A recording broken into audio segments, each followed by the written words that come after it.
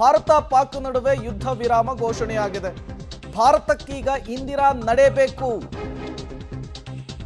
ಕರ್ನಾಟಕದಲ್ಲಿ ಯೂತ್ ಕಾಂಗ್ರೆಸ್ ಈ ಕ್ಯಾಂಪೇನ್ ಅನ್ನು ಮಾಡ್ತಾ ಇದೆ.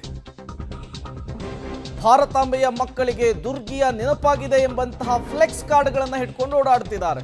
ಬೆಂಗಳೂರಿನ ಹಲವು ಕಡೆ ರಾತ್ರೋರಾತ್ರಿ ಫ್ಲೆಕ್ಸ್ಗಳು ಪ್ರತ್ಯಕ್ಷವಾಗಿದೆ. ಇಲ್ಲೂ ಕೂಡ ರಾಜಕೀಯ ಜೋರಾಗ್ತಾ ಇದೆ. ಕೆಆರ್ ಸರ್ಕಲ್, ಸಿಎಂ ನಿವಾಸದ ಮುಂಭಾಗ ಈ ಫ್ಲೆಕ್ಸ್ಗಳು ರಾರಾಜಿಸ್ತಾ ಇದೆ. ಮೌರ್ಯ ಸರ್ಕಲ್ ಬಳಿ ಫ್ಲೆಕ್ಸ್ ಅನ್ನು ಅಳವಡಿಸಿದೆ ಯೂತ್ ಕಾಂಗ್ರೆಸ್ ಅನ್ನೋದು ಗೊತ್ತಾಗ್ತಾ ಇದೆ.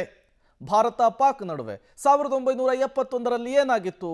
1971ರಲ್ಲಿ ಪಾಕಿಸ್ತಾನಕ್ಕೆ ಬುದ್ಧಿ ಕಲಿಸುವಂತಹ ಕೆಲಸವನ್ನ ಇಂದಿರಾ ಗಾಂಧಿ ಮಾಡಿದ್ರು.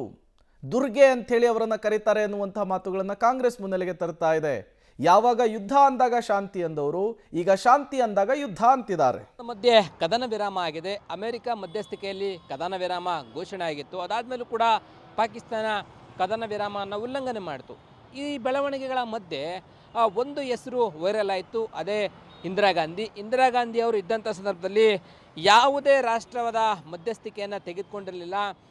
ಪಾಕಿಸ್ತಾನವನ್ನು ಒಳಗಡೆ ನುಗ್ಗಿ ಎರಡು ಇಬ್ಬಾಗವಾಗೋ ರೀತಿಯಲ್ಲಿ ಒಡೆದು ಉರುಳಿಸಿದ್ರು. ಆ ರೀತಿಯಾಗಿ ಸ್ಪಿರಿಟ್ ಇರಬೇಕಾಗಿತ್ತು ಪ್ರಧಾನಿಗೆ ಅನ್ನುವಂಥ ರೀತಿಯಲ್ಲಿ ಒಂದು ಪೋಸ್ಟರ್ ವೈರಲ್ ಆಗ್ತಾ ಇದೆ.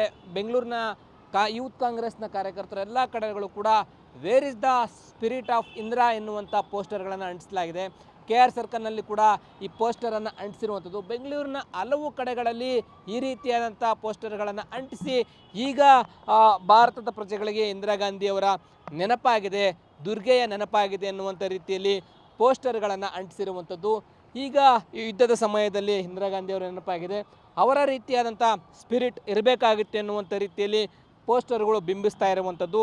ಆ ರೀತಿಯಾಗಿ ಬೆಂಗಳೂರಿನ ಹಲವು ಕಡೆಗಳಲ್ಲಿ ಯೂತ್ ಕಾಂಗ್ರೆಸ್ನ ಕಾರ್ಯಕರ್ತರು ಪೋಸ್ಟರ್ಗಳನ್ನು ಅಂಟಿಸಿ ಇಂದಿರಾ ಗಾಂಧಿಯವರ ಸ್ಪಿರಿಟ್ ಬೇಕಾಗಿತ್ತು ಅನ್ನುವಂಥ ರೀತಿಯಲ್ಲಿ ಜನರಿಗೆ ತಿಳಿಸ್ತಾ ಇರುವಂಥದ್ದು. ಆ ರೀತಿಯಾಗಿ ಪೋಸ್ಟರ್ಗಳನ್ನು ಅಂಟಿಸಿ ಈಗ ಎಲ್ಲ ಕಡೆಗಳನ್ನು ಕೂಡ ಪೋಸ್ಟರ್ ಅಂಟಿಸುವಂಥ ಕೆಲಸವನ್ನು ಯೂತ್ ಕಾಂಗ್ರೆಸ್ನವರು ಮಾಡ್ತಾ ಇದ್ದಾರೆ. ಕ್ಯಾಮರಾ ಪರ್ಸನ್ ಶರತ್ ಜೊತೆ ಲೋಕೇಶ್ ಕೊಡದಲ್ಲ, ಪಬ್ಲಿಕ್ ಟಿವಿ ಬೆಂಗಳೂರು.